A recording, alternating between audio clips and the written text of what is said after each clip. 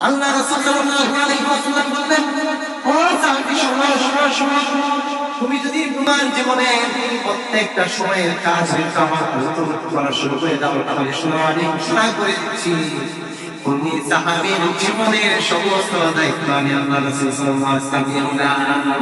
তোমার চিন্তা এমনকি আমার প্রতি যদি কোনো বান্দা আমাকে না দিকে শেষ তোমরা যদি আমার বিশেষ করে বিরোধ বাদ করে আমি ঘোষণা করে দিচ্ছি, আমার বড়ই বাচ্চার দায়িত্ব আমি নিয়ে নিলাম।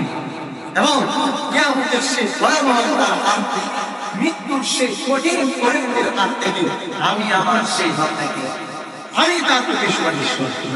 যেদিন প্রত্যেকটা মানুষ চুপ হয়ে যাবে, প্রত্যেকটা মানুষ স্তব হয়ে যাবে, সাহস করে না। يوم يكون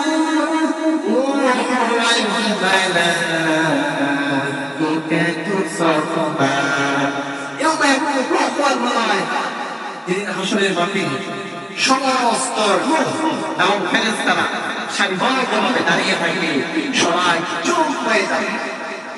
নারে তাকাল্লাম, আমি আপনার রক্ষণাবেক্ষণে কেউ একটা কোনো শব্দ করতে পারবে না, এতই চুপ হয়ে যাওয়া কলিরা দেখার চালাতে পারে কিভাবে আজকে আমাদের কত ভয়ঙ্কর বিপদের দিকে আমরা যাচ্ছি।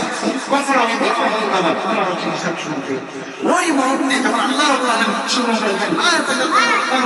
চলবে না, ঠিক ওই সময় একজন পান্তারি সুপারিশ স্মরণ করা হবে, তিনি হচ্ছে কি মুহাম্মাদুর রাসূলুল্লাহ সাল্লাল্লাহু আলাইহি ওয়াসাল্লাম।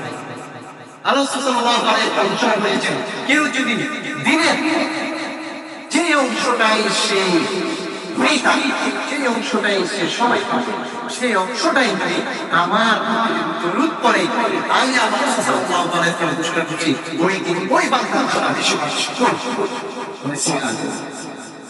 সুবহানাল্লাহ।